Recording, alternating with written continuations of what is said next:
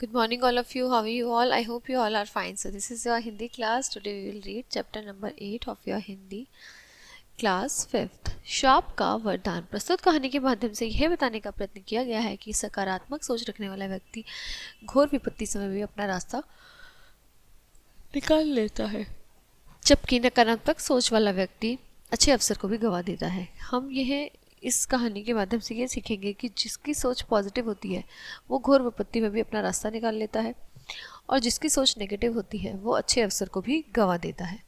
महर्षि शृंगादि बड़े तपस्वी थे। उन्होंने तप और यज्ञ करके अनेक सिद्धियां प्राप्त की थी, परंतु समय के साथ साथ वह अहंकारी हो गए। यदि किसी से भी कोई गलती हो जाती और उनके मन को भावकर कोई यथेष्ट कार्य ना कर पाता तो तुरंत श्राप दे डालते थे। उनकी सिद्धियां कुछ ऐसी थी कि उनका श्राप खाली भी नहीं जाता था। एक बार तो वह धनी मानी व्यापारी को उन्होंने श्राप दे डाला और देखते ही देखते हुए करोड़पति व्यापारी सड़क पर आ गया। इसी प्रकार कई और किस्से उनके विषय में विख्यात हो चले थे। एक बार वे देशाटन पर निकले। घूमते घूमते वे नरेश विपुलमन के राज्य में पहुंचे। राजा विपुलमन एक सहृदयी राजा था, परंतु उन्हें महर्षि सिंगादी के अपने राज्य में पहुंचने की कोई सूचना न थी। महर्षि आधे दिन तक उस राज्य में घूमते रहे। किसी ने उन्हें पानी तक नहीं पूछता भी कौन, कोई उन्हें जानता ही नहीं था। वे अपने घमंड में चूर, किसी को अपने विषय में बताना भी नहीं चाहते थे। धीरे धीरे उनका क्रोध बढ़ने लगा। वह एक चौराहे पे पहुंचे और सार्वजनिक घोषणा की, यहाँ का राजा गलियों में भीख मांगेगा और रानी लोगों के बर्तन साफ करेगी। यह मेरा श्राप है। सुनने वाले हैरान रह गए। कुछ ही समय में यह खबर राजमहल तक जा पहुंची।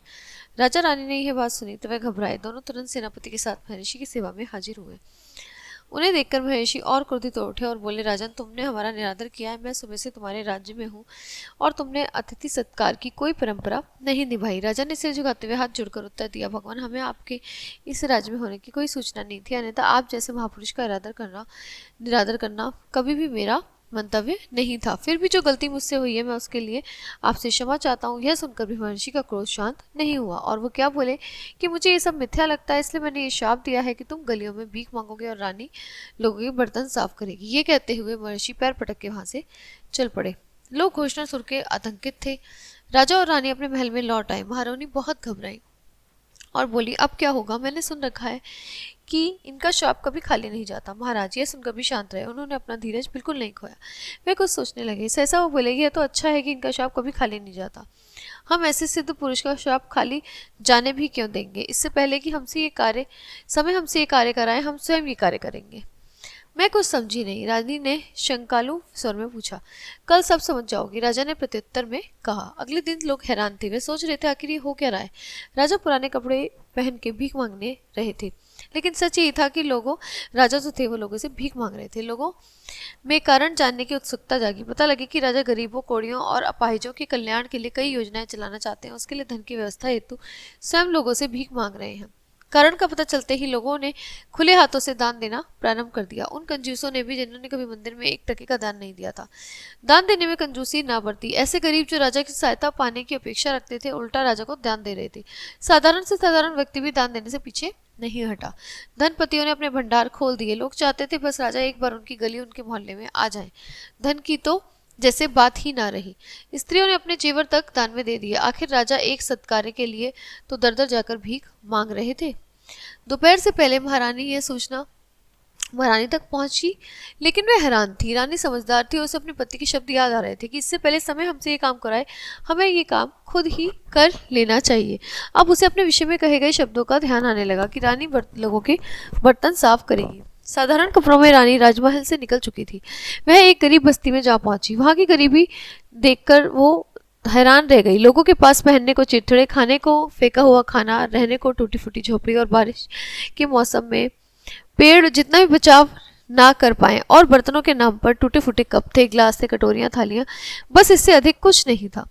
रानी ने कभी नहीं सोचा था कि उसके राज्य में इतने गरीब लोग भी बसते हैं। खैर धीरे धीरे फुसफुसाहट प्रारंभ हुई। ये नई औरत कौन है? पहले तो ये कभी इधर नहीं दिखी, गोरी चिट्टी, कोई रास्ता भूल गई हमें। अरे शक्ल तो रानी वर्गी। लोग कह रहे थे इसकी शक्ल कैसी लगती है? रानी जैसी। अंतिम वाक्य एक बुढ़िया का था। अनुभवी बुढ़िया। ना भाई ना, शक्ल ही ना पक्की कह सकूं यो तो रानी है। भाई यो रानी है। अरे रानी है यो। बुढ़िया उत्तेजित हो गई। मैं दावा कर रही थी कि ये रानी है, लेकिन जैसे उसे खुद पे भरोसा नहीं हो रहा था कि वह रानी है। सचमुच उसे विश्वास ही नहीं हो रहा था। रानी उनके मोहल्ले में यूं चली आई है, बगैर श्रृंगार, बगैर बग्गी, बगैर दासियां, बगैर अंगरक्षक। स्त्रियां बच्चों ने रानी को घेर लिया और उसे छूकर हर कोई देखना चाहता था और पक्का करना चाहते थे कि वे कोई सपना तो नहीं देख रहे। उस समय मोहल्ले में पुरुषों की संख्या नगण्य थी, परंतु धीरे धीरे वह भी जमा होने लगे।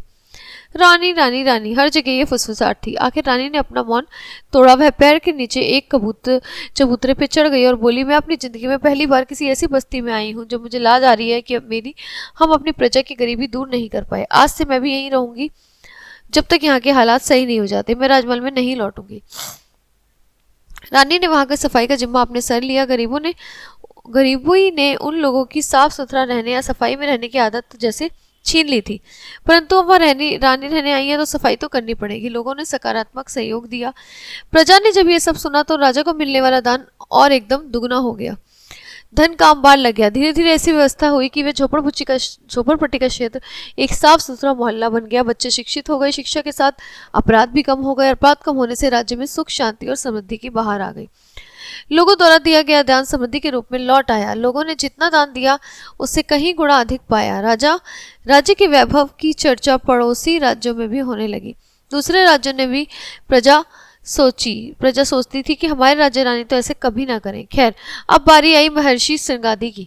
वे नरेश विपुलमन को अपनी आंखों से उजड़ा हुआ देखना चाहते थे। वे फिर उनके राज्य में पधारे और राजा के वैभव और उनके में उन्हें साफ अंतर नजर आया। पहले तो यार जितना खुशहाल और इतना समृद्ध नहीं था। ये क्या हुआ, ये कैसे हुआ? राजा की जय जयकार थी, रानी की पूजा हो रही थी, उनका स्थान किसी देवी देवता से कम नहीं था। ये तो मेरे शाप का क्या हुआ?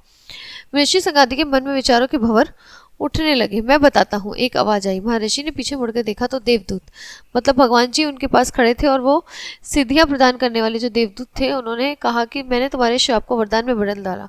यदि तुम शाप न देते तो राजा के मन में भीख मांगकर दान एकत्र करने का विचार कभी नहीं आता। इतना धन तो उसके राजकोष में पिछले 10 वर्षों में भी नहीं आया था जितना एक वर्ष में दान के रूप में आ गया। उसी धन से राजा ने गरीबों की भलाई के लिए योजनाएं चलाई। रानी ने बर्तन साफ करे, घर साफ किए, गलियां साफ की। इससे उनमें साफ सुथरा रहने की प्रवृत्ति जागृत हुई। आज उनकी चारों तरफ जय जयकार है। लेकिन क्या तुम अपनी शक्तियों को कभी सकारात्मक प्रयोग किया है? नहीं किया। हमेशा अपने घमंड की पूर्ति के लिए उनका दुरुपयोग किया। इसलिए मैं आज से तुम्हारी सभी सिद्धियां छीन लेता हूँ, नष्ट करता हूँ, क्योंकि तुम्हारी सोच नकारात्मक है और नकारात्मक सोच वाला व्यक्ति कभी किसी की भलाई नहीं कर सकता। तो उन्होंने उसको उनका जो सिद्धि थी वो वापस ले लिए और कहा तथास्तु। तो ये था श्राप जो कि वरदान में बदल गया। तो बेटा, जो सकारात्मक सोच वाला व्यक्ति होता है वो श्राप को भी वरदान में बदल सकता है, और जो नकारात्मक वाला व्यक्ति होता है वो वरदान को भी श्राप में बदल देता है। तो हमें अपनी सोच हमेशा कैसी रखनी चाहिए बेटा? Positive. Always be positive, never be negative. This is the chapter. This is very inspiring chapter. बहुत अच्छा चैप्टर था ये, इससे आपको बहुत प्रेरणा मिली है। ठीक है, तो ये आपका चैप्टर यहीं पे ख़त्म होता है और हम आपको नेक्स्ट क्लास में मिलते हैं विद द न्यू चैप्टर। तब तक के लिए bye bye, have a nice day.